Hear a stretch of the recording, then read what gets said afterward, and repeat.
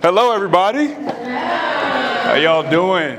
Man, first of all, we are so excited to be here. Uh-oh, is that me? Okay, cool. We are so excited to be here today, but more importantly, we're excited that you're here, because if you're here, that means that you're intentional about your future, you're intentional about your goals, you're intentional about your purpose, and that is incredibly important as you go to the next level in your life. And so I just want to say this real quick.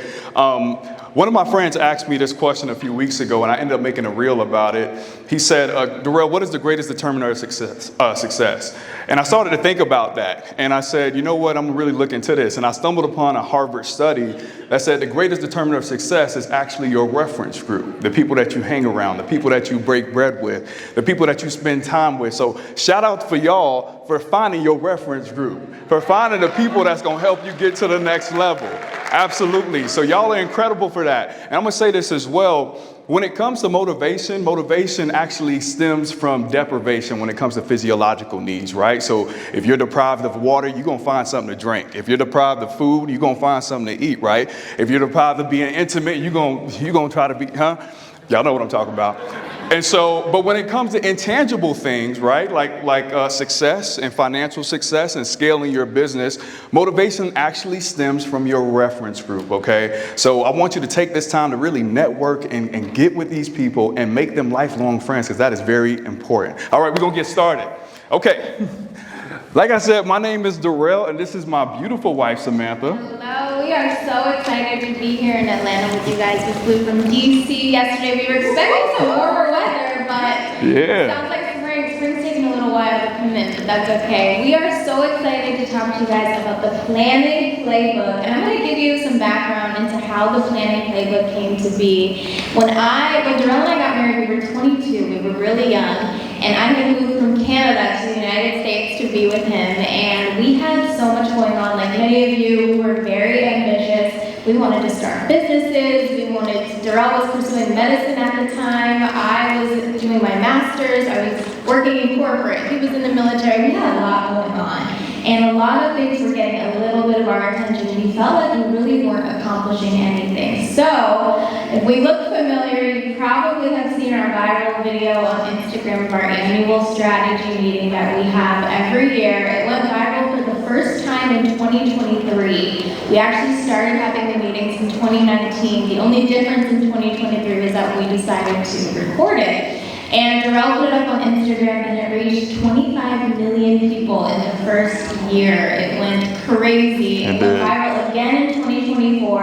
And basically what it was just us sitting down talking about what we wanted to accomplish for the year ahead. So that's what we're going to talk about today. And that's how the Planning Playbook came to be. Yeah, and so now we're sitting here with y'all. Okay, all right, let's go to the next slide. So we're going to give you a little bit of our stories, a little bit of background, because I think when it comes to success, a lot of you guys in the room in here are going to be the generational barrier breakers in your family, or you're going to progress your family's already established financial income. And I think that takes working together as a team, right? And Samantha and I come from two totally different backgrounds. You know, I was born in Fort Lauderdale, Florida. My mom had me when she was 15 years old. We got some Florida babies in the house. Shout out to Florida. Okay. And my mom had me when she was 15 years old, and we struggled quite a bit. We went through quite a bit. And I remember moving 12 times by the time I was 15. And that's not because we were in the military. That's because we never had a plan. We just moved from place to place, right? And by my senior year, I ended up waking up in Motel 6 in La Quinta when I was in high school. We were homeless, right? And looking back during that time, God answered our prayers. He gave us the houses, right? He gave us the apartments, but we didn't have a way of sustaining those things. He hooked us up with the Nissan Altima. Y'all know in 2007, that Nissan Altima was popping, right?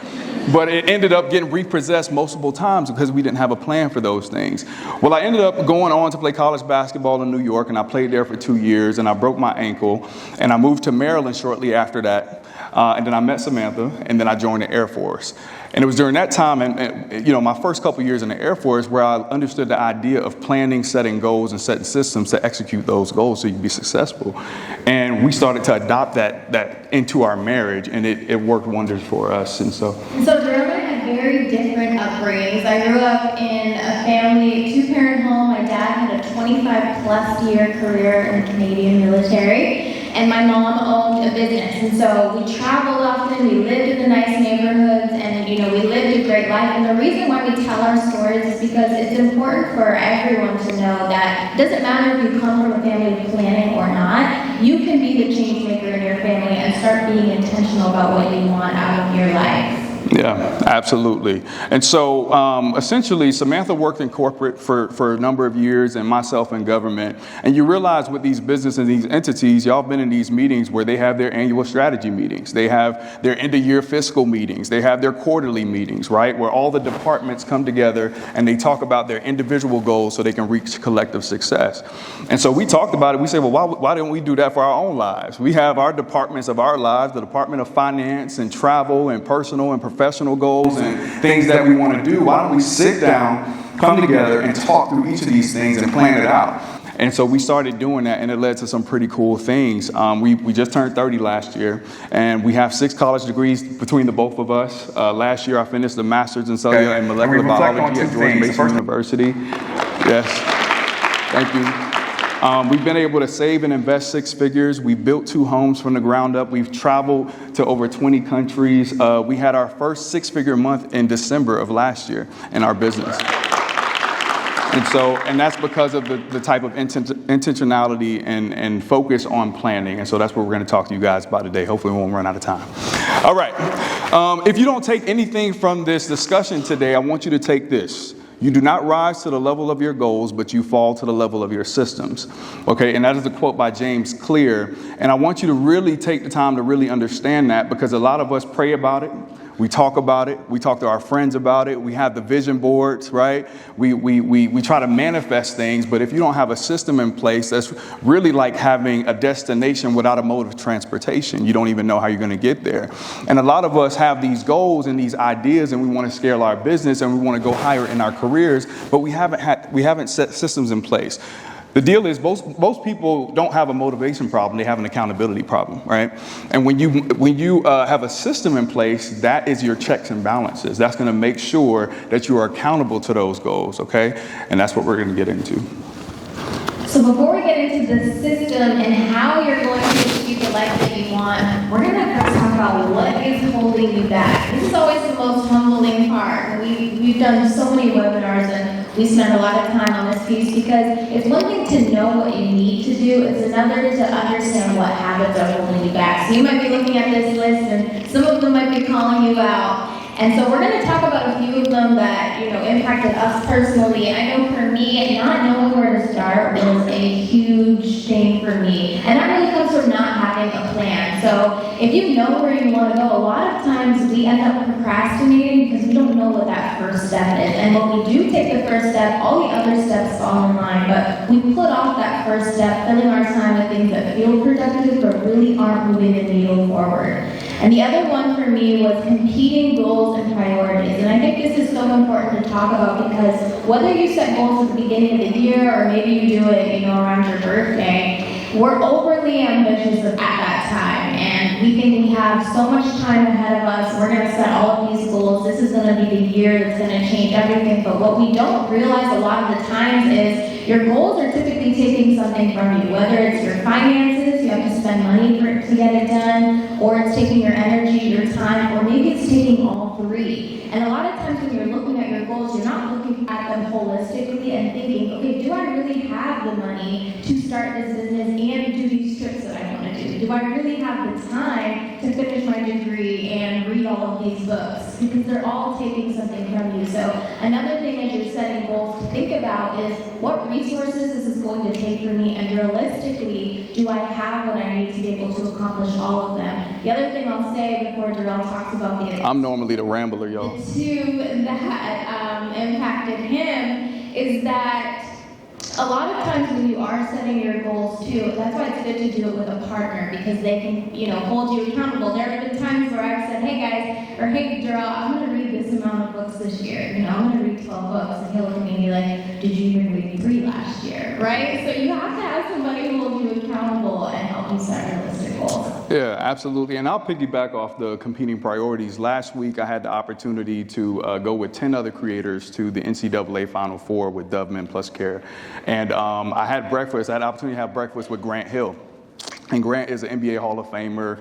He's actually vice chair of the Atlanta Hawks here. He is a vice chair of the USA men's basketball team. So I asked Grant, I said, you know, as a man, sometimes we struggle with our mental health and we struggle internally. We don't talk about these things. We just try to figure it out as we go. And I said, how do you take care of yourself physically, mentally, and spiritually? What do you do? And Grant said, you know, Durell, when I retired, I wanted to do everything. I went to private equity. I went to real estate. I went into coaching. I went to being the vice chair of this and that, and I had all these things going on for me. And he said everything was getting some of me and nothing was getting all of me. And I was like, wow, that's so interesting, because that's something that we were doing for quite a while. And so I think it's really important that you find the thing that is going to drive the success in your life, and you focus on that one thing. You find your strength and you lean into that thing instead of trying to do everything all at once. There's a season for everything. So I just wanted to say that. One of the other things on here I wanted to touch on is procrastination. How many procrastinators we got in the room? Don't lie. Come on. Okay. All right. Very good. Very good. And some of us are chronic procrastinators, right? And the military got that mess up out of me. I'm just going to tell you that right now. But, you know, I'm going to submit this to you. Maybe it's not that you're a procrastinator, but perhaps you're expecting a whole lot from an unhealthy person. Sometimes we just feed our bodies whatever we want to eat or whatever we have time to eat, right? We're eating all these processed foods. We're eating McDonald's and Burger King. We're grabbing the Chick-fil-A every day, right? And what that does is, and I learned this and you know, getting my master's degree, what that does is it actually slows down your brain function. It actually exhibits a lot of symptoms. And so you have a lot of inflammation in your body. So you're wondering why you got headaches at 25. You're wondering why you're lethargic and why you got brain fog. Well, you're not feeding yourself the proper nutrients. You're not working out daily, and you have to commit to that. And if we want to look at it, folks, in our culture, we are some of the most talented and powerful people on this planet, right? We are some of the greatest creators, the greatest entrepreneurs, the greatest thinkers, but a lot of us come up in impoverished neighborhoods. And so when you look at those neighborhoods, you have McDonald's right down the street. You got Burger King, you got all these different things, and that's what we're consuming, and then we carry that into adulthood. And so most of us are a shell of a version of ourselves. So sometimes it's not that you are procrastinator. You need to start by diagnosing the issue, which is taking care of you first, okay? The next thing I want to talk about on here is negotiating with yourself. There's a lot of us in here that negotiate with ourselves. And the key thing to understanding about negotiating with yourself is that if you are negotiating with yourself, then your feelings have become your God, right? Your feelings have taken precedence over your purpose. Oh, I don't feel like doing my taxes, I'll get to them. Or I don't feel like talking to my mentor today, I'll get to it. I don't feel like showing up to the early career development summit, I will go next time, right? There's some people that actually ended up in that situation. And so their feelings got in the way of their blessings. And so whenever you negotiate with yourself, you have made your feelings your God. The most successful people on this planet are people that are able to do hard things. If you can do hard things, then you will be successful. Another thing I learned in the military. And we think about God and his omnipotence, right? And him be able to think something and so it is, right? Let there be light. Boom, there's light. Let there be man made in my image. Boom, here we are, right? Well, if we want to be like God, then essentially when we think something, we have to shrink the gap between what we think and what we do. And the only thing that's sitting between that gap is our feelings. So if we can figure out a way to overcome our feelings and our emotions and not allow that to get in the way of our success, we will do so much better in life, y'all. And the reason that we're touching on this first is because if you don't diagnose the problem first, then you can have all the plans, you can pray all you want, you can do all that stuff, but it ain't going to work out for you, okay? All right. Y'all still with us? Okay. All right, so now we're going to get into the system. Yes, okay. We're going to touch on the system after I take a sip of water. All right.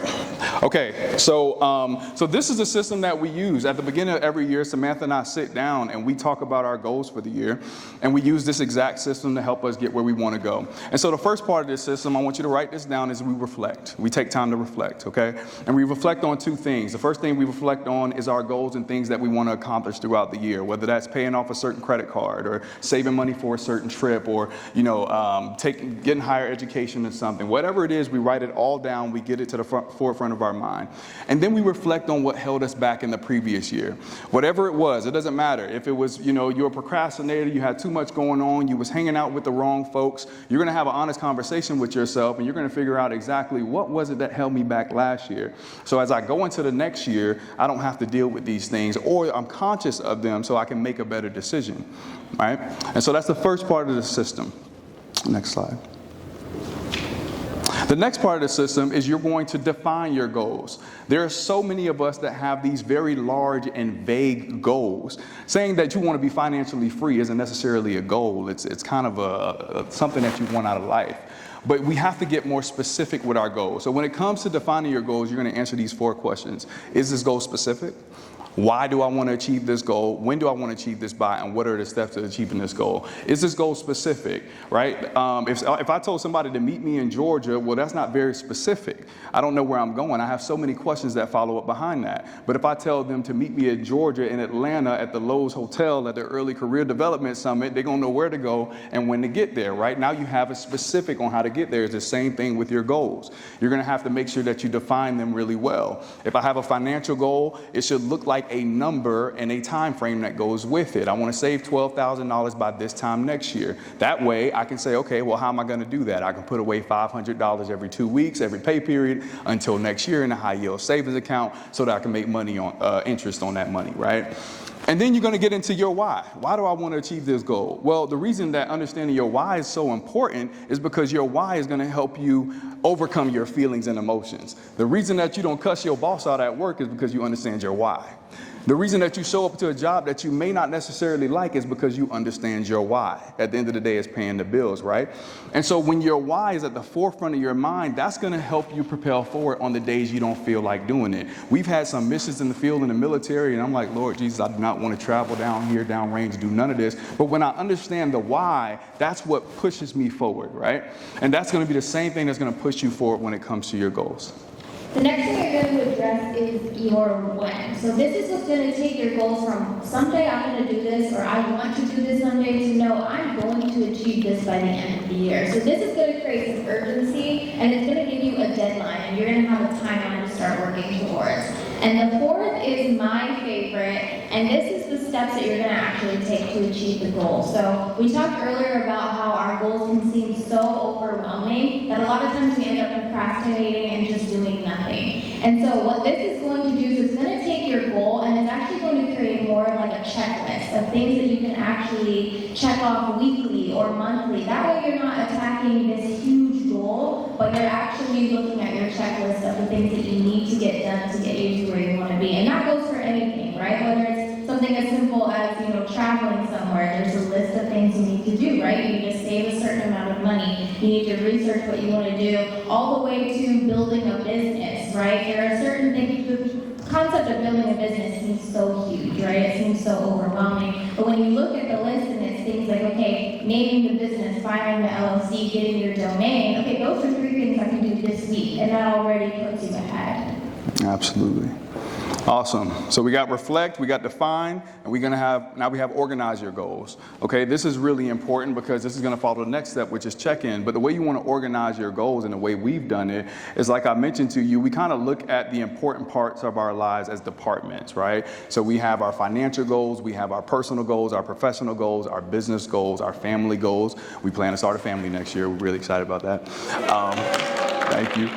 And under that, we list out our goals and things that we want to accomplish. And so for each department, it has its own sheet. So we go to the next sheet and we list out the goals under that department. We list out the status, right? Did we start it? Is it on hold? Where are we with this? That's when she gets on me and I get on her. We list out the timeline. When do we want to accomplish this by? And then we put the plan to accomplish the goals on that as well. And so that's how we keep our goals organized. And so I encourage you to do the same exact thing. Get your goals organized so you can look over them repeatedly and they stay at the front of your mind, okay?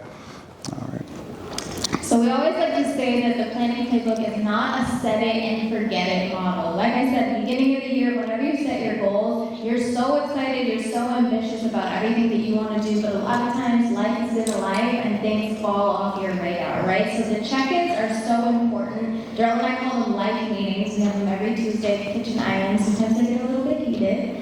But it's good conversation, right? And I think that's what makes a healthy relationship, is when you can set goals together and not only hold each other accountable, but also celebrate each other's small wins, right? And whether you're doing this on your own or with a partner, even if you're doing it by yourself, set a time every week. And we talked about not negotiating with yourself. Be consistent with that time. If something comes up, turn it down because you have an appointment with yourself to to check in with your goals. And it doesn't have to be long, right? Go check in and update that spreadsheet if you choose to do it that way.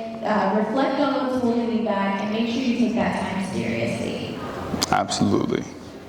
All right, so we're going to touch on finances real quick, and I want to kind of put a pin in this because I think this is incredibly important. Everybody in this room want to make money. Like, we want to be financially stable. We want to get to the next level when it comes to our finances. We want to pretty much be able to buy whatever we want when we want it because we work hard for it, right? But I told you the story of how we moved 12 times by the time I was 15. And the reason that happened, in reflection, I can understand it, but at the time I thought everybody was moving 12 times by the time they was 15, because when you grow up in a certain environment, that's what you think everybody is going through. But when I look back, it's because we did not understand how to manage money. That was a problem. Okay, so, and you see it with athletes all the time. I have friends that are in the league, and I'm like, bro, what are you doing, right? And so when it comes to understanding your finances, you first have to understand how to manage your money. And another thing the Air Force taught me is how to manage my finances. And I've done some research on my own, listening to guys like Dave Ramsey and Ramit Sethi and others. And so this is how we manage our finances. We have a budget, right? And the budget isn't stringent. The budget is really tailored to us. And what a budget really is, y'all, it's not something that you have to make a tedious thing. It's really just a business calls it a profits and loss statement. It's really understanding what's coming in, what's going out, and what's left over. Okay, and you have to do that with your own finances. And so what we do is we have a financial system, and this is the breakdown of the system. 60% of our monthly income goes towards fixed costs, right? So we'll say for easy math that you have $10,000, $6,000 of that is going towards fixed costs, your mortgage, your rent, your bills, whatever, what may have you, that's going towards that. And then you have your savings account. Now, savings is really important because, one, we live in an economy where everybody in this room should be focused on building an emergency savings. If you don't already have one, you need to start building that. But you have your savings account, and you want to put 5 to 10% of your income in there. And it doesn't have to be these exact numbers. You just want to tailor it just to your situation. This is how we do it.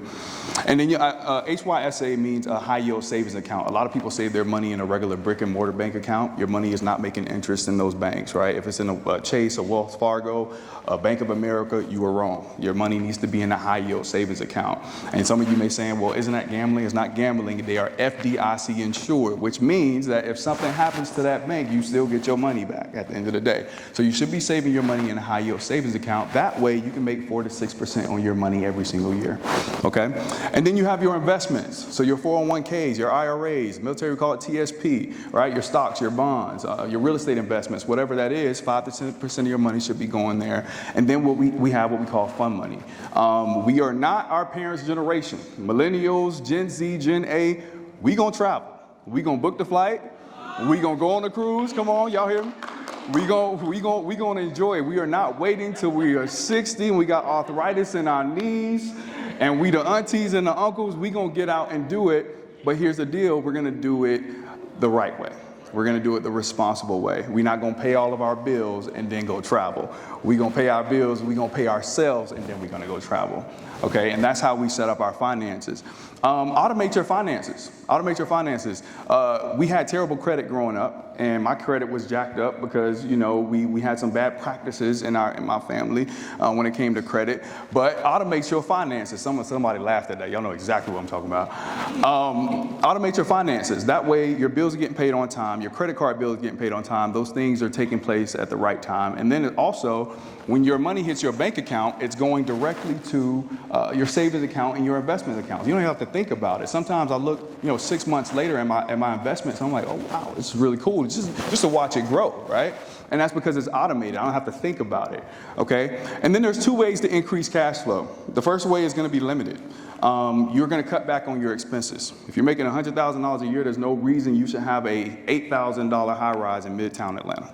There's just no reason you should have that. That means you have $2,000 left over to do everything else with, and now you're complaining that you're poor and you don't got no money, right? You're going to have to make sure that you lower your expenses, right, so you can open up cash flow. Now, that is a limited way. The other way is you can do what you're doing right now, and you can start a business. You can invest into yourself. I like to use the example that, if you're, say, for instance, you're a assistant. You can invest $2,000 and go to school for 2 years, become a dental hygienist. You can almost triple your annual salary, right? And so different ways you can increase cash flow, but I definitely would lean on the latter. And so we don't have so much time to talk about finance. I'm a finance nerd. We don't have a lot of time to talk about it, but I just want to give you guys something that you can kind of, tailor your finances to and go from there. And we are wrapping up. Oh, we're doing good on time. Okay. What has the system done for us? So Durell talked a little bit about what we've accomplished since we've adopted this system, but I think the other thing that we see not only with ourselves, but for everybody that we actually talk to and that we plan with, people all around the world, what has been so amazing is when we go into these meetings every year, it used to be a matter of, okay, what do we hope, happens next year? What are our wishes for next year? After seeing the system and being intentional and creating habits that have made success inevitable for us, now it's, okay, what are we going to do next year? What do we want next year? Because we've created a system that actually makes sure that the things that we want actually happen for us. Earlier that a lot of you in this room are going to be the generational curse breakers for your family, and I think one of the most important things that we have lost over time is synchrony. And I thank God that I've been able to find a partner like Samantha. That way we can actually achieve things together and we can be in alignment. That doesn't necessarily mean that our goals are the exact same. That just means that we support what we want to do. And when we have these conversations that actually, now I'm not saying we're perfect. Some people meet us and they're like, oh, you guys are so put together. We argue and fight just like everybody else. And we've gone through our waves, right? We've gone through our things. We've been married for 8 years. We'll be 8 years on May 20th of this year. Yes, thank you. But communicating and being intentional and leaning in on our system has helped us reach our goals.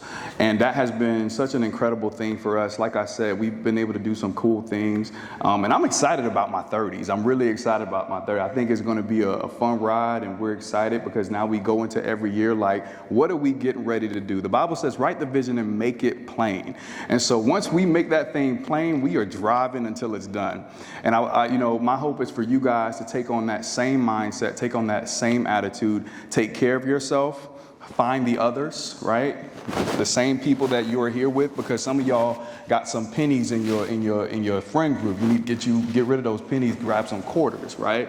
And start making it a priority to hang around the right people. Stop having those conversations that has taken up so much of your energy and depleting you, and lean into some people that's going to pour into you and push you to the next level, okay? And so we got 2 minutes left, and we're pretty much done. But I want to say this. Thank you guys so much. I'm so excited for your careers. I'm so excited for what you're getting ready to do. You are in the right place. This is just the beginning. I can't wait to meet and talk to some of y'all after this. Thank you guys so much.